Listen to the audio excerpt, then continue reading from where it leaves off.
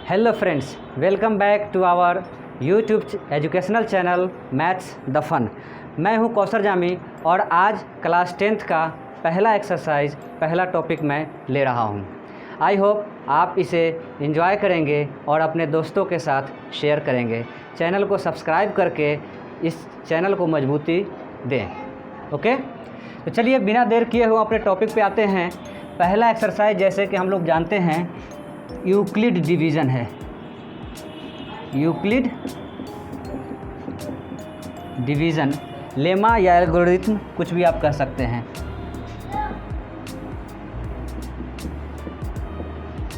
ठीक है, Euclid division algorithm में यूक्लिड, यह ग्रीक के एक महान मैथमेटिशियन गुजरे हैं, फिजिसिस्ट भी रहे हैं, और हम लोगों ने इनको क्लास 9th में यूक्लिड ज्योमेट्री के तौर पे एक पूरा चैप्टर पढ़ा था, जिसमें इनके एलिमेंट्स और मैथमेटिक्स के दूसरे एक्सियोम्स के कारनामे को बताया गया था। आई होप कि आप उसे एक बार रिवाइंड कर लेंगे। यहाँ पे उन्होंने एरिथमेटिक्स के लिए एक लॉ दिया था कि जब किसी पॉजिटिव नंबर ए को हम किसी दूसरे पॉजिटिव नंबर बी से डिवाइड करते हैं, ए को बी से डिवाइड करते हैं, तो हमें यूनिक पेयर ऑफ सॉल्यूशन मिलता है। क्या मिलता है? यूनिक पेयर ऑफ सॉल्यूशन मिलता है। When a divided by b, that means a is equal to b q plus r. तो यहाँ पे क्यू और आर जो है हमारा क्या है? ये डिविडेंड है, ये डिवाइज़र है, ये कोसेंट है और ये रिमाइंडर है। इस चीज़ को हम लोगों ने क्लास 4 से पढ़ते हम लोग आए हैं, क्लास 3 से हम लोग पढ़ते आए हैं। क्या पढ़ते आए हैं? Dividend is equal to divisor into quotient plus remainder. ये इसी थ्योरम को एस्टेब्लिश करने का, ये थ्योरम इसी स्टेटमेंट को एस्टेब्लिश करने का काम करती है। ओके, तो आइए अब हम लोग इसको डिफाइन कर लेते हैं। यूक्लिड डिवीज़न एल्गोरिथम क्या है? तो this algorithm states that if we divide any positive integer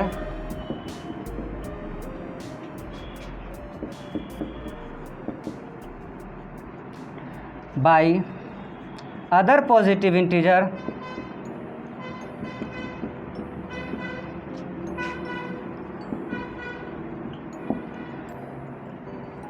ए, किसी पॉजिटिव इंटीजर ए को हम डिवाइड करते हैं किससे?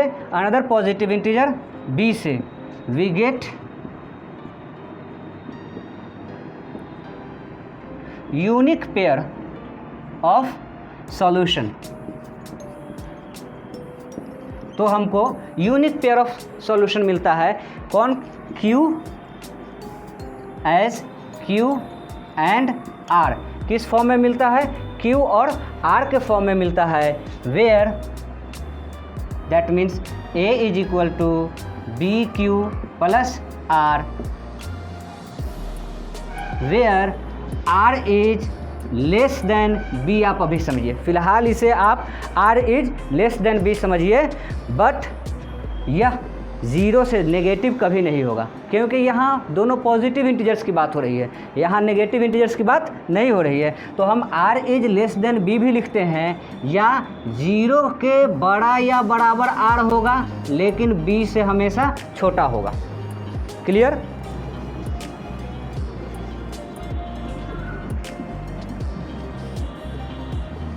अब हम इस एल्गोरिथम के एप्लीकेशन की बात करते हैं। किसकी बात करते हैं? एप्लीकेशन की बात करते हैं। तो पहला हम लोग वो बुझावल जानते थे कि कोई नंबर 1 से कटता है, 2 से कटता है, 3 से कटता है, इतना रिमाइंडर देता है, उतना रिमाइंडर देता है। उन सब पे भी इसको अप्लाई किया जाता है डिविजिबिलिटी चेक के लिए। किसके लिए? डिविजिबिलिटी चेक के लिए किया जाता है, और कॉमन फैक्टर HCF निकालने के लिए किया जाता है। तो पहला अगर हम इसका यूज़ देखते हैं तो डिविजिबिलिटी चेक हुआ। क्या हुआ? डिविजिबिलिटी चेक के लिए इसका किया जाता है। और दूसरा इसका यूज़ हो जाएगा जो HCF निकालने के लिए किया जाता है, HCF फाइंडिंग के लिए किया जाता है। अब ये डिविजिबिलिटी चेक क्या है? डिविजिबिलिटी चेक में हमने यहाँ पे जो लिया आपका स्टेटमेंट A = BQ + R, वहाँ पे हमने क्या लिखा? आपका R जो है यह हमेशा किससे, B से छोटा होगा और 0 के बड़ा या बराबर होगा, यही ना हमने लिखा है R के लिए। तो यह हमारा जो R हो गया, क्या हो गया? अगर इफ़ डिवाइज़र हम क्या लेते हैं, डिवाइज़र अगर हम 2 लेंगे तो रिमाइंडर क्या हो जाएगा? रिमाइंडर = 0, 1 आएगा। इसके अलावा कुछ नहीं हो सकता है। किसी भी नंबर को अगर हम 2 से डिवाइड करेंगे तो उसका रिमाइंडर क्या होगा? या तो 0 होगा, कम्प्लीटली डिविजिबल होगा, या उसका रिमाइंडर क्या होगा? 1 होगा। डैट मीन्स कि ये B से छोटा होगा, ये हमेशा डिवाइज़र से छोटा होगा। अब फिर अगर इफ़ डिवाइज़र कितना हम लेते हैं? 3 लेते हैं, तो रिमाइंडर हमारा क्या हो जाएगा? 0, 1, 2 होगा, 2 तक जाएगा मैक्सिमम। ये 3 नहीं हो सकता है, ये हमेशा डिवाइज़र से छोटा रहेगा। इफ़ डिवाइज़र = 4 लेंगे तो इसी तरह R = 0, 1, 2, 3 तक जाएगा, 4 नहीं होगा। ये रिमाइंडर जब भी होगा यह हमेशा डिवाइज़र से छोटा होगा, ये आप क्लियर रखेंगे। इसका हम लोग यूज़ करेंगे डिविजिबिलिटी चेक में। किस में चेक करें, यूज़ करेंगे? डिविजिबिलिटी चेक में। चलिए, तो पहला हो गया हमारा डिविजिबिलिटी चेक। उसके बाद हम इसका दूसरा जो यूज़ करते हैं वो HCF फाइंडिंग के लिए करते हैं। किसके लिए करते हैं? HCF फाइंडिंग के लिए करते हैं। आइए इस टॉपिक को देखते हैं, ये बड़ा ही इंटरेस्टिंग टॉपिक है। हम लोग जब क्लास 5 और 6 में हुआ करते थे तो वहाँ लॉन्ग डिवीजन मेथड से हम HCF निकालना जानते थे, HCF निकालते थे। किससे? लॉन्ग डिवीजन मेथड से हम HCF निकालते थे। उसी चीज़ को यहाँ इंटरप्रेट किया गया है यूक्लिड डिवीजन एल्गोरिथम, मतलब A = BQ + R के फॉर्म में उसे हम इंटरप्रेट करते हैं HCF निकालने के लिए। आइए, ये बड़ा इंटरेस्टिंग रहेगा ये जानना। आइए इसे हम देखते हैं। जैसे कि हमारा 2 नंबर है HCF ऑफ हमने यहाँ ले लिया 54 एंड हमने ले लिया 135। चलिए, इसका क्या HCF आता है हम लोग देखते हैं। तो यहाँ स्मॉलर नंबर कौन है? हम लोग क्लास 5, 6 में क्या करते थे? छोटे वाले नंबर से इसको हम लोग डिवाइड करते थे। 135 ये कितने मरतबे में कट रहा है? जी हाँ, यह कट रहा है 2 मरतबे में। 108 108 है ना। 5 से 8 जाएगा 7 और यहाँ 2 और ये कट गया। फिर यहाँ पे हम देखेंगे 54, क्या हो गया? 54। 27 से क्या मरतबे में जा रहा है? 2 मरतबे में जा रहा है। कितना हो रहा है? 54 हो रहा है। ये पूरा कट गया। हमारा लास्ट डिवाइज़र जो होता था वह HCF होता था। कौन HCF होता था? HCF लास्ट डिवाइज़र होता था। HCF = 27। इसी को हम क्या कहते थे? लास्ट डिवाइज़र, है ना। अब इसी को इंटरप्रेट हम करेंगे किसमें? यूक्लिड डिवीजन एल्गोरिथम के फॉर्म में। आइए हम लोग देखते हैं। यहाँ पे पहले हम लिख लेंगे कि 135 इज़ ग्रेटर देन 54। A और B में भी कुछ लोग लिखते हैं, वो डजेंट मैटर, जैसा आप समझ लीजिए वही आपके लिए मैथमेटिक्स है। कैलकुलेशन एक्यूरेसी आपकी होनी चाहिए, समझ गए? अंडरस्टैंडिंग होनी चाहिए। मेथड तो बहुत सारे आते जाते रहेंगे, ठीक है। तो हम इसको किस फॉर्म में ब्रेक करने जा रहे हैं? A = BQ + R के फॉर्म में इसे हम ब्रेक करेंगे HCF निकालने के लिए। लास्ट डिवाइज़र फाइंड करना है। क्या फाइंड करना है? लास्ट डिवाइज़र फाइंड करना है या कॉमन डिवाइज़र फाइंड करना है। क्लियर?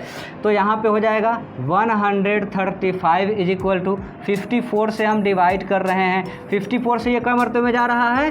54 से ये 2 मरतबे में यहाँ भी गया है ना। तो 54 × 2 प्लस हमारा रिमाइंडर कितना आ रहा है? जो रिमाइंडर आ रहा है यहाँ वही रहेगा 27, ठीक है। अब दूसरे में हम क्या करते हैं? ये जो रिमाइंडर हो जाता है ये हमारा डिवाइज़र बन जाता है और पिछला जो डिवाइज़र रहता है, प्रीवियस डिवाइज़र जो रहता है वो हमारा नया डिविडेंड बन जाता है। क्लियर? तो हम यहाँ अब 54 को डिवाइड करेंगे। किसको डिवाइड करेंगे? 54 को डिवाइड करेंगे। किससे डिवाइड करेंगे? 27 से डिवाइड करेंगे। कितने मरतबे में जा रहा है? 2 मरतबे में जा रहा है। रिमाइंडर हमारा कितना हो जा रहा है? 0 हो जा रहा है। इस तरह हम देखते हैं कि हमको लास्ट डिवाइज़र 27 क्या हो चुका है? मिल चुका है। यही हमारा HCF होगा। ये हमारा क्या हो जाएगा? Last divisor is equal to 27, so HCF is equal to 27। Clear. सबसे पहला हम क्या कहेंगे, कंपेयर द नंबर, है ना। कंपेयर द नंबर मतलब बड़ा और छोटा हम देख लेंगे, है ना। अब divide the larger number by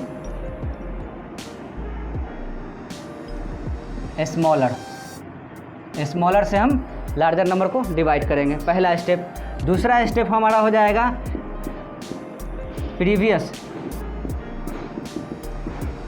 previous divisor become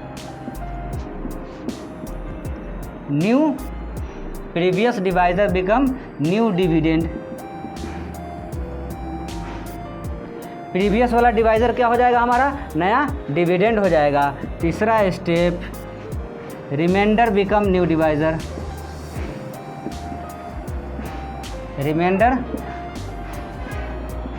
become new divisor. हमारा क्या हो जाएगा, रिमाइंडर नया डिवाइजर हो जाएगा। This process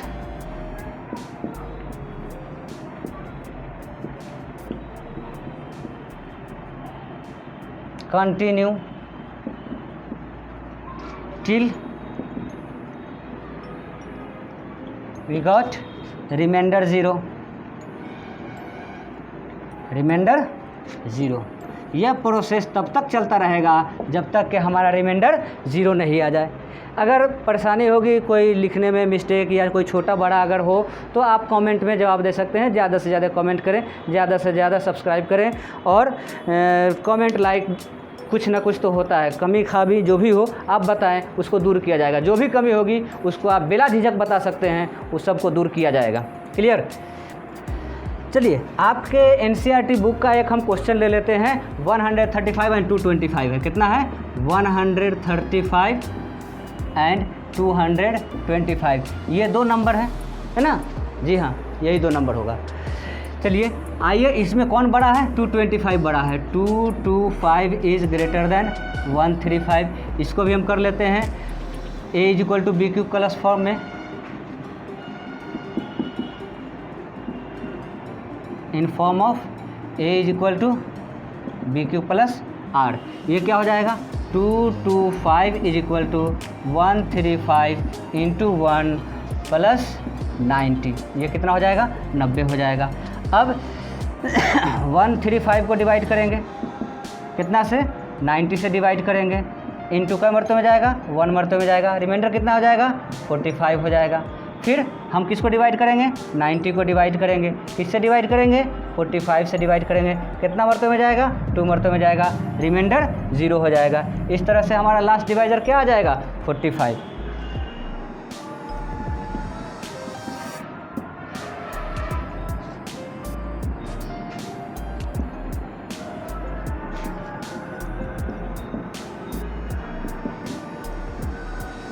clear. नोट कर लिया जाए। आइए अब हम आगे देखते हैं किसी भी नंबर को, ये HCF वाला मामला हो गया। अब किसी भी नंबर का डिविजिबिलिटी चेक की बात आती है। किसकी बात आती है, डिविजिबिलिटी चेक। तो उसमें आप ध्यान रखिएगा कि जो आपको प्रूफ करना हो जो आपको प्रूफ करना हो उसी को आप डिवाइजर एज्यूम्ड करेंगे। क्या एज्यूम्ड करेंगे, डिवाइजर एज्यूम्ड करेंगे। जैसे कि मैं एक कोई क्वेश्चन लेता हूँ, सो दैट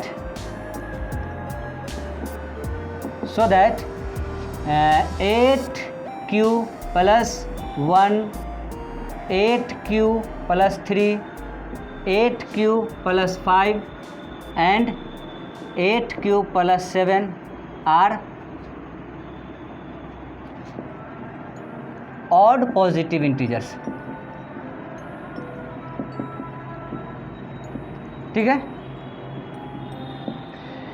हम ले लेंगे let A is any positive integer. फिर कितना से हमको चेक करना है, 8 का चेक करना है, ऑड इवन ना। ऑड इवन किसका चेक करना है, 8Q से चेक करना है। तो यहाँ पे क्या लिखेंगे,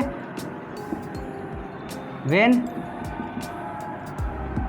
डिवाइडेड बाई 8, क्या हो जाएगा, व्हेन डिवाइडेड बाई 8, 8 से डिवाइड करने पर क्या हो जाएगा, A is equal to 8Q plus R, where R is equal to 0 1 2 3 4 5 6 and 7, ये नंबर हो जाएंगे।